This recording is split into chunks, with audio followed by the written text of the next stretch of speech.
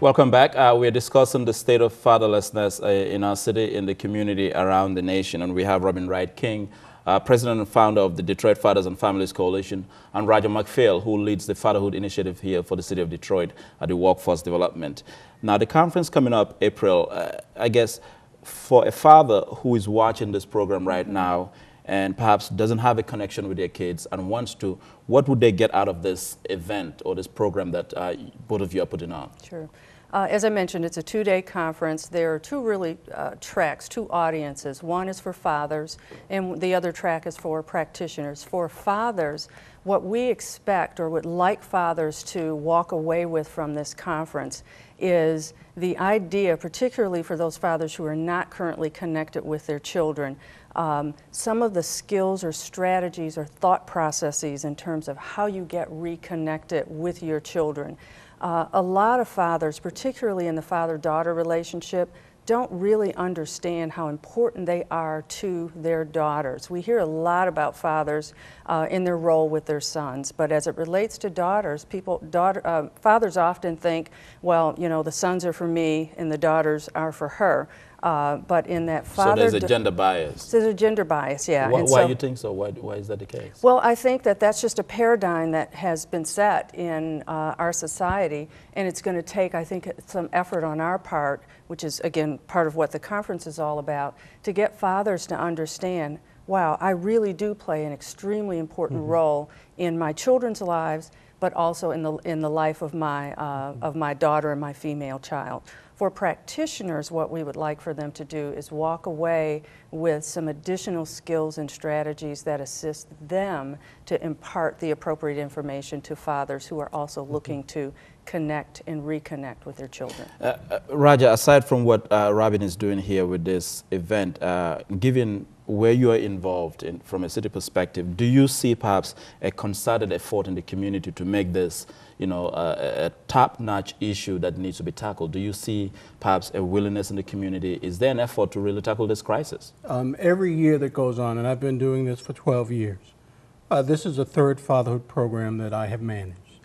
And every year that goes on, it gets better because people realize and recognize. I mean, we have an obligation to educate. Right. The totality of the public about what is going on in terms of the crisis, but not only that, but what fathers bring to the family table, because they bring so much, not only in terms of money, but in terms of what they do for their sons, what they do for their daughters, what they do for families, and what they do for communities. There's a gentleman named Dr. Fox from Northeastern University in Massachusetts. And he said that the #1 predictor of all categories of crime in a community is the number and percentage of fathers who are active in that community. Where you have high father rates, you have low rates of crime. Where you have low father rates, you have high rates of crime. And that's every single crime. So not only are we talking about fathers and their families and their neighborhoods, but we're talking about communities.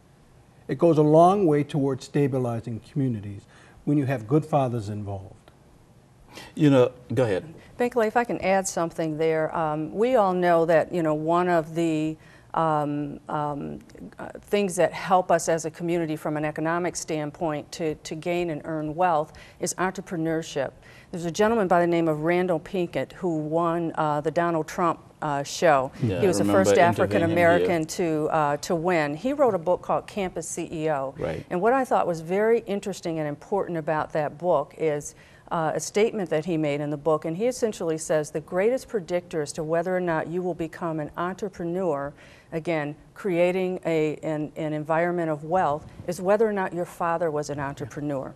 And so if we have a whole society and generation of children in this country growing up without active participation of their fathers in their lives, then it certainly has a very, very significant economic impact. So, but let me ask this, because this issue overlaps to marital relationship. It overlaps to relationship between a man and a woman.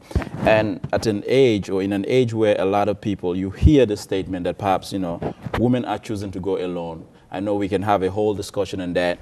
And because, you know, they're not in a good relationship, I guess what needs to happen to really, you know, address this crisis in a vibrant way that we can see perhaps a 360 degrees turnaround to bring this problem to a halt? What needs to happen? We need to continually work to involve fathers in the lives of their families. We need to stop propagating this notion, which this society has done for decades, that fathers are nothing but a bunch of bumbling fools. I mean, if you look at the TV programs about fathers now, you have those two cartoon fathers characters. I mean, we have been propagating this notion for a long time that you really don't need a father in order to be in a successful family. So on a social level, we have to get away from that.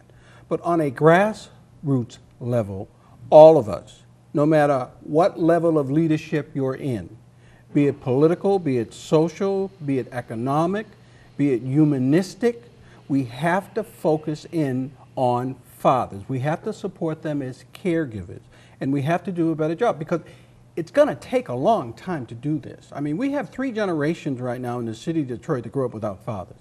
And one of the things that happens in relationship breakdowns is that a lot of men and women that go into relationships, you'll find that they didn't have fathers involved in their lives. And fathers teach about relationships. Right. I mean, fathers teach their sons how to treat and get along with women. And fathers indicate by their behavior to their daughters what type of men that they should be involved in. Well, Robin, by virtue of you being a woman, let's put the question to you. What about in situations where women say, I don't want this, I don't want my son or my child, my daughter to have a relationship with the man?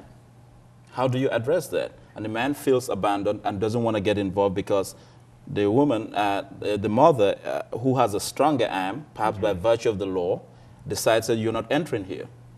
Well, you know, I've had lots of conversations with women and mothers who take that stance, and that stance is often taken when a father is unable to pay or for whatever reason, based upon ability or not, is not paying child support. So it's that whole concept of you've got to pay in order to play, which I think is a horrific approach certainly to take, because what really matters at the end of the day is the father's involvement in the child's life.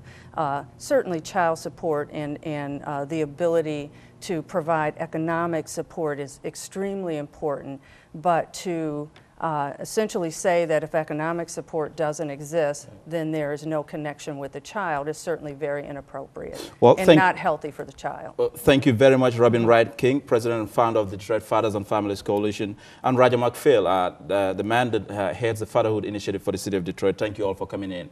The conference is April 22nd to 23rd. Be there. The theme is Strong Fathers, Strong Families. That brings us to the end of Center Stage on WADL TV 38 this week.